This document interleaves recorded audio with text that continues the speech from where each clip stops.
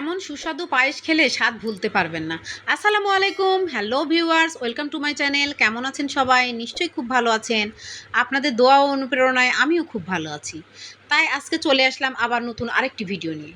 আজকের রেসিপি গ্রাম বাংলার হারিয়ে যাওয়া ঐতিহ্যবাহী গমের পায়েস। তাহলে চলুন এই গমের পায়েস কিভাবে আমি রান্না করেছি তা এক নজরে দেখে নিই।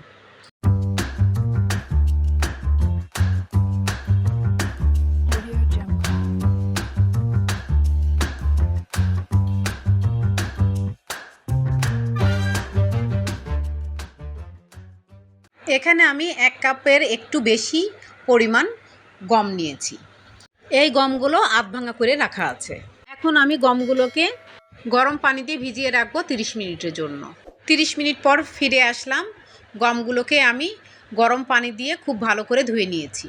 এবার ধুয়ে রাখা গমগুলো আমি বয়েল করে নিব, তার জন্য একটি কড়াই চুলায় বসিয়ে দিলাম।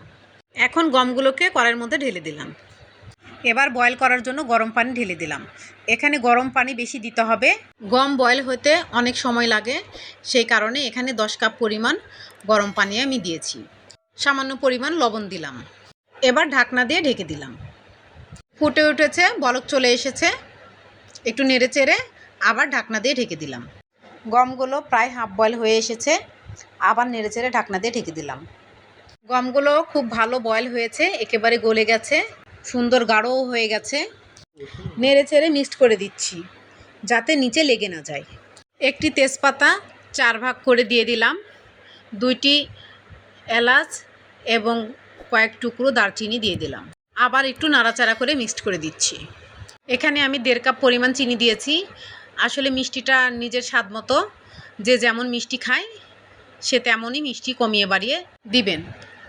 আবার ভালোভাবে নেড়েচেড়ে মিক্সড করে দিচ্ছি। চিনি দেওয়ার পরে চিনি থেকে একটা পানি বেরোবে, সে পানিটা নেড়েচেড়ে শুকিয়ে নিতে হবে। আমি আরেকটু চিনি দিয়েছি। আমার কাছে মনে হলো আরেকটু চিনি দিলে টেস্টটা ভালো আসবে। আর কিছুটা পরিমাণ কিশমিশ দিয়ে দিলাম। আবার নেড়েচেড়ে মিক্সড করে দিচ্ছি। আপনারা এই পায়েসের মধ্যে নারকেল কোড়াও দিতে পারেন। আমরা নারকেল কোড়া খেতে পছন্দ করি না, তাই স্কিপ করেছি। এখানে আমি 1 কাপ পরিমাণ গুঁড়া দুধ নিয়েছি। এই গুঁড়ো দুধের মধ্যে গরম পানি দিয়ে গুলিয়ে আমি ঢেলে দিলাম। গরম পানির মধ্যে গুলিয়ে দিলে কোনো লাম্পস ক্রিয়েট হবে না, দুধগুলো সমানভাবে পায়েসের সঙ্গে মিশে যাবে। দুধের বাটিটা ধুয়ে ওই পানিটা আবার ঢেলে দিচ্ছি। আবার নেড়েচেড়ে মিক্সড করে দিচ্ছি। বাই দ্য ওয়ে, আমি রুথি। আমার চ্যানেলে নতুন হয়ে থাকলে প্লিজ সাবস্ক্রাইব করবেন। পাশে থাকা বেল নোটিফিকেশন অল সিলেক্ট করে রাখবেন, তাহলে আমি যখনই নতুন ভিডিও আপলোড করব তার নোটিফিকেশন সবার আগে আপনার কাছে পৌঁছে যাবে। বেশি বেশি লাইক, কমেন্ট এবং শেয়ার করবেন। যারা ফেসবুক ও ইনস্টাগ্রাম থেকে দেখছেন প্লিজ পেজটাকে ফলো দিয়ে রাখবেন, লাইক, কমেন্ট, শেয়ার করবেন। যারা অলরেডি লাইক, কমেন্ট, সাবস্ক্রাইব এবং ফলো দিয়েছেন তাদেরকে ম্যানি ম্যানি থ্যাঙ্কস। আজকে আমার চ্যানেলের এই ভিডিওটি যিনি ফার্স্ট ভিজিট করেছেন তাকেও ম্যানি ম্যানি থ্যাঙ্কস। নতুন কোনো রান্না দেখতে চাইলে প্লিজ আমাকে কমেন্টে জানাবেন। আমার অন্যান্য রান্না দেখতে চাইলে প্লেলিস্টে ক্লিক করবেন, আমার সব রান্না দেখতে পেয়ে যাবেন। এবার আমি কাঠবাদাম ভেজে রেখেছিলাম, সে কাঠবাদামগুলো দিয়ে দিলাম। আবার একটু নেড়েচেড়ে মিক্সড করে দিচ্ছি।